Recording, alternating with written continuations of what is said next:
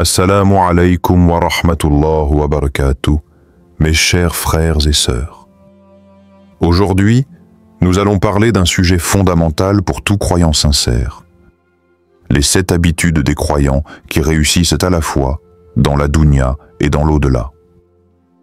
Car réussir ne signifie pas uniquement accumuler des biens matériels ou des honneurs ici-bas, mais surtout trouver l'équilibre parfait entre prospérité dans cette vie et succès éternel auprès d'Allah. En effet, beaucoup pensent que la réussite spirituelle et matérielle sont des mondes opposés, qu'on doit choisir entre l'un ou l'autre. Pourtant, le croyant véritable est celui qui conjugue les deux, qui sait tirer profit de cette vie pour bâtir sa vie éternelle, en suivant les conseils divins et en adoptant des habitudes précises. Ce sont ces habitudes que nous allons découvrir ensemble. Dans cette vidéo, je vous présenterai 7 habitudes puissantes que tout croyant doit cultiver pour avancer avec certitude, paix et bénédiction sur le chemin du succès complet. Chaque habitude sera accompagnée d'exemples concrets issus de la vie réelle et des histoires inspirantes du noble Coran. Avant de commencer, dites-moi en commentaire si vous pensez que la réussite dans cette vie peut aller de pair avec la réussite dans l'au-delà. Votre avis m'intéresse vraiment. Alors n'hésitez pas à partager vos pensées. Restez avec moi jusqu'à la fin pour comprendre comment transformer votre vie en suivant ces habitudes précieuses.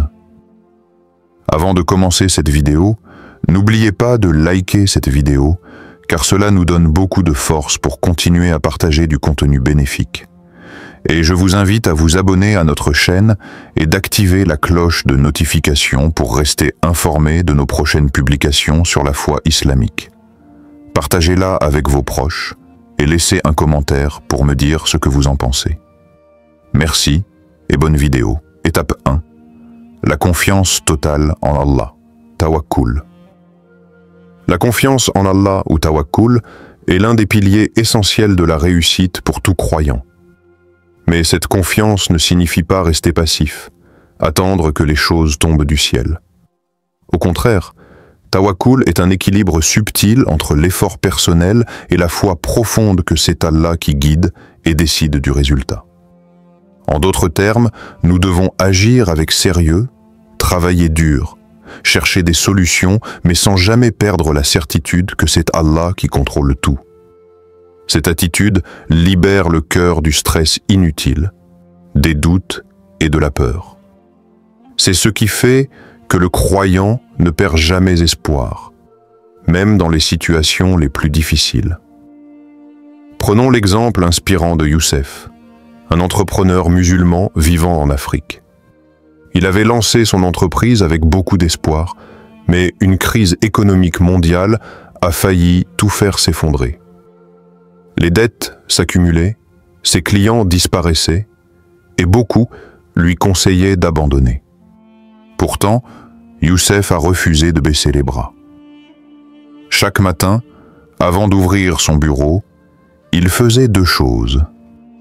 Il plaçait toute sa confiance en Allah et priait pour la réussite de ses efforts. Puis, il retravaillait son business, innovait et rester honnête dans ses relations.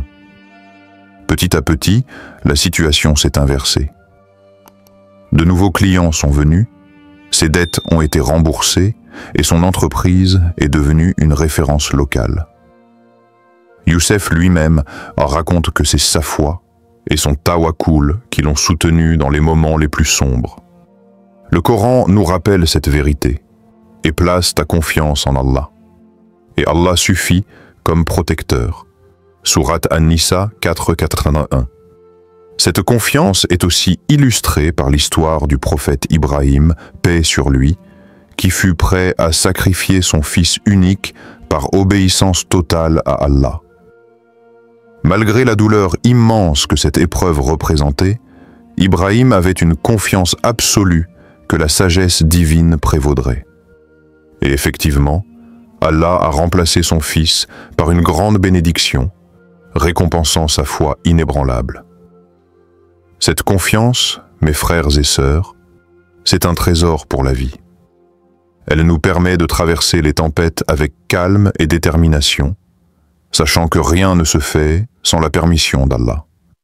Elle nous pousse aussi à lâcher prise sur ce qui échappe à notre contrôle, à arrêter de nous épuiser dans des inquiétudes inutiles. Commencez chaque jour par placer votre confiance en Allah, même face aux difficultés.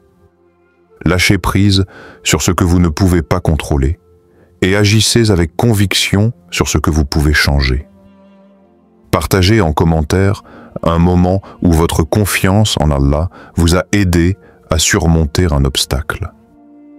Votre histoire peut inspirer beaucoup de personnes qui traversent des épreuves similaires. Étape 2. La discipline dans la prière et le dhikr. La prière, as-salat, et le dhikr, le rappel d'Allah, sont les ancrages spirituels qui nourrissent l'âme du croyant.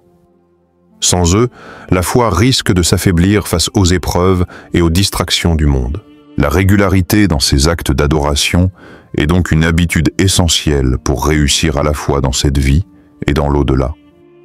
Beaucoup de jeunes aujourd'hui se sentent perdus, stressés, voire déprimés face à la pression sociale, familiale et personnelle. Pourtant, un témoignage fort nous vient d'Amin, un jeune étudiant qui, après avoir commencé à observer ses prières avec discipline et à multiplier le dhikr au quotidien, a retrouvé une paix intérieure qu'il n'avait jamais connue. Il explique : « Avant, je me sentais vide, anxieux, parfois sans but. J'avais du mal à me concentrer, à gérer mes émotions. Mais petit à petit, en priant à l'heure, même quand je n'en avais pas envie, et en répétant les invocations que j'apprenais, j'ai senti mon cœur s'apaiser. Ma relation avec Allah est devenue une source de force. Aujourd'hui, je peux affronter mes journées avec confiance et ma réussite scolaire s'est améliorée. » Cette expérience illustre parfaitement le verset du noble Coran qui dit « La prière préserve de la turpitude et du blâmable » Sourate Al-Ankabut 29-45. Le prophète Muhammad, paix et bénédiction sur lui, était lui-même un modèle de discipline dans la prière. Malgré ses responsabilités immenses, il ne manquait jamais ses 5 prières quotidiennes, et il passait souvent une grande partie de la nuit en prière et en dhikr. Sa constance démontrait que la force spirituelle vient de cet engagement sincère et régulier. Mes frères et sœurs, faire de la prière et du dhikr vos priorités, c'est vous donner les meilleures armes pour affronter la vie. C'est aussi un signe de votre amour et de votre soumission à Allah. Cela demande de la discipline, surtout quand les distractions sont nombreuses, mais la récompense est immense. Un cœur apaisé, une vie centrée et un succès durable. Faites de la prière et du dhikr vos priorités. Engagez-vous à prier à l'heure chaque jour, même si c'est un défi.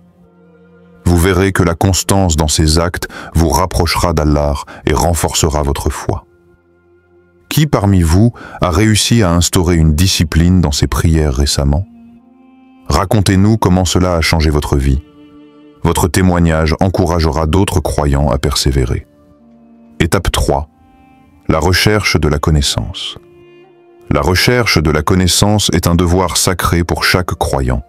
Le prophète Muhammad, paix et bénédiction sur lui, a dit « La quête du savoir est une obligation pour tout musulman et toute musulmane. » Que ce savoir soit religieux ou profane, il ouvre des portes dans ce monde et illumine le chemin vers l'au-delà. Prenons l'exemple de Fatima, une femme musulmane qui vivait dans une petite ville. Dès son plus jeune âge, elle s'est engagée à apprendre à la fois les sciences islamiques et les compétences nécessaires pour son métier d'ingénieur.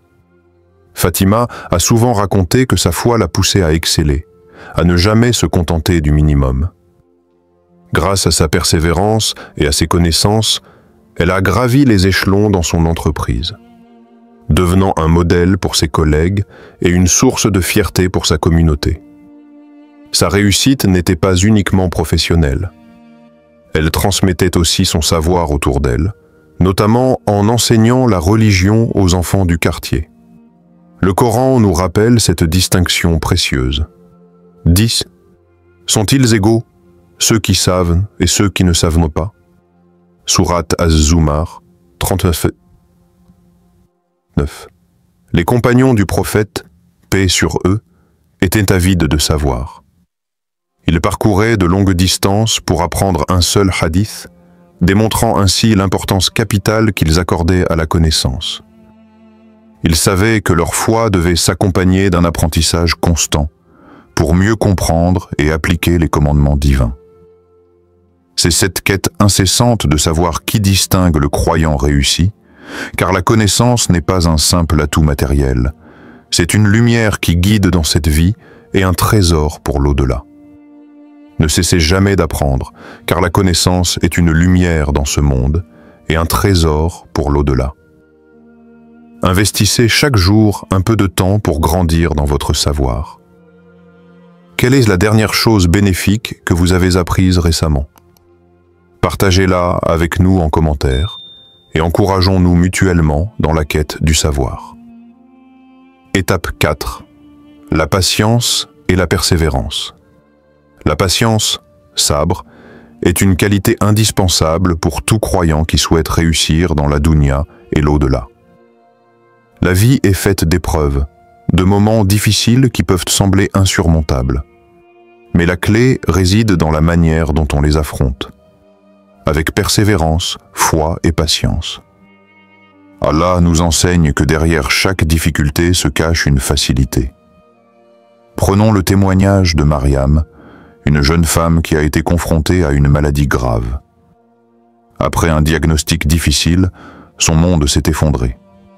Pourtant, grâce à sa foi inébranlable, elle a choisi d'accepter l'épreuve avec sérénité. Elle se rappelait chaque jour le verset du Coran. Certes, avec la difficulté est certes la facilité. Sourate Ash-Shar, 34, 6. Mariam racontait comment, malgré la douleur et la peur, elle puisait sa force dans la prière et le rappel d'Allah.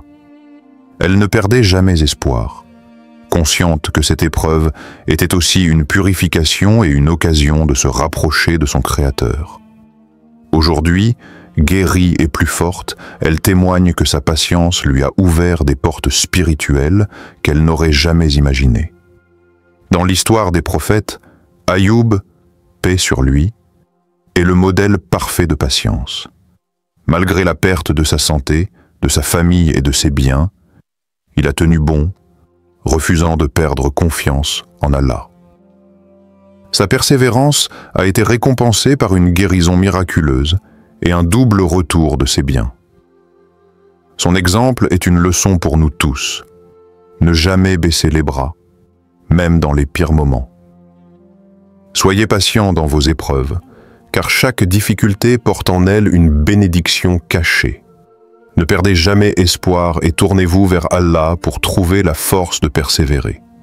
Partagez en commentaire une situation difficile que vous avez traversée grâce à votre patience. Racontez-nous comment cela vous a renforcé et rapproché d'Allah. Votre témoignage peut inspirer et encourager d'autres croyants. Étape 5. La générosité et le partage. La générosité, ou sadaka, est une des habitudes qui distinguent les croyants qui réussissent dans cette vie et dans l'au-delà. Même un geste modeste peut provoquer un changement profond, non seulement chez celui qui reçoit, mais aussi chez celui qui donne. Donner de ses biens, de son temps ou de son savoir est une forme d'adoration qui purifie le cœur et attire la bénédiction d'Allah. L'histoire de Karim, un jeune homme humble, illustre parfaitement cette vérité. Karim avait peu de moyens, mais il avait compris que même un petit don peut avoir un grand impact. Un jour, il a offert un repas à une famille voisine dans le besoin. Ce simple acte de générosité a été le début d'une chaîne de solidarité.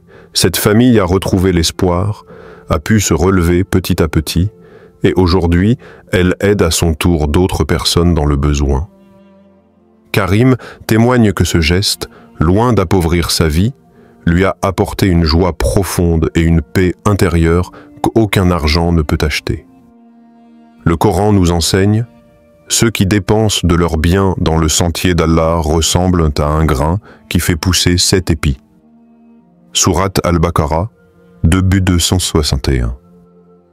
Cette image magnifique montre que la générosité est une multiplication de bienfaits. Le prophète Muhammad, paix et bénédiction sur lui, était connu pour sa générosité constante, donnant sans compter, même lorsqu'il traversait des périodes de difficulté. Son exemple nous encourage à donner sincèrement, sans attendre de retour, avec confiance en la promesse divine. Donnez sans attendre de retour, car Allah multipliera vos bienfaits d'une manière que vous ne pouvez imaginer. Faites de la générosité un réflexe quotidien, même si ce n'est qu'un sourire ou une parole douce. Quel geste de générosité avez-vous fait récemment? Racontez-nous comment cela vous a fait ressentir. Votre partage peut inspirer d'autres frères et sœurs à semer la bonté autour d'eux. Étape 6. L'honnêteté et la sincérité dans toutes ses actions. L'honnêteté et la sincérité, ou ikhlas, sont des qualités fondamentales qui assurent une réussite véritable, durable et bénie. Dans notre vie personnelle comme professionnelle, il est souvent tentant de prendre des raccourcis, de déformer la vérité ou de cacher ses erreurs. Pourtant, la voie du croyant est celle de la transparence, du respect des valeurs éthiques et de la pureté d'intention. Prenons l'histoire d'Ahmed, un commerçant musulman dans une grande ville. Ahmed faisait face à la pression d'un marché concurrentiel où certains utilisèrent la fraude pour s'enrichir rapidement.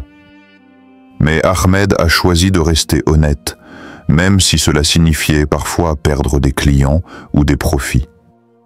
Il s'est toujours rappelé la parole du prophète Muhammad, paix et bénédiction sur lui, et dit la vérité, même si elle est amère. Avec le temps, sa réputation de commerçant intègre a grandi, attirant des clients fidèles et la bénédiction d'Allah dans son commerce. Ahmed témoigne que cette honnêteté lui a apporté une tranquillité d'esprit et une paix intérieure qu'aucun gain illicite n'aurait pu offrir. Dans l'histoire islamique, les compagnons du prophète étaient célèbres pour leur honnêteté exemplaire. Leur droiture était une force qui a permis à l'islam de s'étendre rapidement, car leur sincérité inspirait confiance à tous ceux qui les entouraient. Cette sincérité dans l'intention est ce qui donne toute sa valeur à nos actes. Une action, même bonne, sans pureté de cœur, perd beaucoup de son poids spirituel. C'est pourquoi le croyant cherche toujours à purifier ses intentions, à agir uniquement pour plaire à Allah. Soyez sincères dans toutes vos actions, car la réussite durable vient de la pureté de votre intention. Ne laissez jamais la tentation de la facilité vous faire dévier de la voie droite. Partagez un moment où votre honnêteté a été mise à l'épreuve. Comment avez-vous réagi et qu'avez-vous appris de cette expérience? Votre témoignage peut encourager d'autres à rester intègres. Étape 7. Le souci constant de l'au-delà et des bonnes actions. La vie d'ici-bas est éphémère, un test et une préparation pour l'éternité. La vraie réussite du croyant ne se mesure pas seulement à ses succès matériels, mais surtout à la qualité de ses actes pour l'au-delà. Trouver l'équilibre entre s'investir dans cette vie et préparer son avenir éternel est l'habitude ultime qui distingue les croyants qui réussissent vraiment. Prenons l'exemple de Samir, un homme qui, pendant des années, avait placé toutes ses priorités dans la carrière, l'argent et la reconnaissance sociale. Mais un jour, un événement marquant, la perte d'un proche, lui a fait réaliser que tout cela était temporaire. Il a alors décidé de transformer sa vie, de réorienter ses actions vers les bonnes œuvres, la prière, la générosité et la sincérité. Peu à peu, Samir a trouvé une paix intérieure nouvelle, un sens profond à sa vie. Ses proches ont aussi constaté son changement et se sont inspirés de son exemple. Samir témoigne que penser constamment à l'au-delà l'a aidé à faire des choix plus sages et à ne plus s'attacher aux illusions de ce monde. Le Coran nous ordonne clairement: mais cherchez d'abord le royaume d'Allah et sa droiture, et tout cela vous sera donné par surcroît. Paraphrase tirée de Sourate At-Tawbah 9:33. Le prophète Mohammed, paix et bénédiction sur lui, pensait souvent à la mort et à ce qui suivait, pour rester vigilant dans ses actes. Son exemple montre l'importance de garder en mémoire la vie après la mort pour orienter chaque décision et chaque action. Cette conscience permanente de l'au-delà nous protège des excès et des tentations. Elle nous rappelle que chaque bonne action, aussi petite soit-elle, est un investissement précieux pour notre vie éternelle.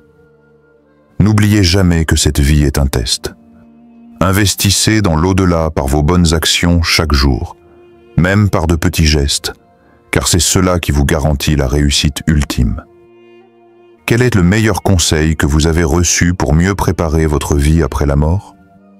Partagez-le avec nous en commentaire, afin que nous puissions tous grandir ensemble dans cette conscience essentielle. Conclusion.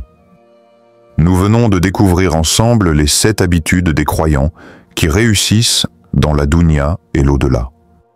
La confiance totale en Allah, tawakkul, la discipline dans la prière et le dhikr, la quête permanente de la connaissance, la patience et la persévérance face aux épreuves, la générosité et le partage sincère, l'honnêteté et la sincérité dans toutes ses actions, le souci constant de l'au-delà en préparant son avenir éternel. Ces habitudes sont autant de clés puissantes pour bâtir une vie pleine de sens, de réussite et de paix intérieure. Je vous encourage vivement à choisir au moins une de ces habitudes à appliquer dès aujourd'hui. Petit à petit, vous verrez comment elles transformeront votre quotidien et renforceront votre foi. Si cette vidéo vous a plu, n'oubliez pas de liker, partager et de vous abonner pour ne rien manquer des prochains conseils spirituels. Quelle habitude pensez-vous commencer à appliquer dès aujourd'hui? Dites-le en commentaire et engageons-nous ensemble à réussir dans cette vie et dans l'au-delà. Si cette vidéo vous a été utile, partagez-la avec vos proches et laissez un commentaire pour me dire ce que vous avez appris. Votre soutien contribue grandement à diffuser le message et à développer cette communauté. Barakallahu fikoum.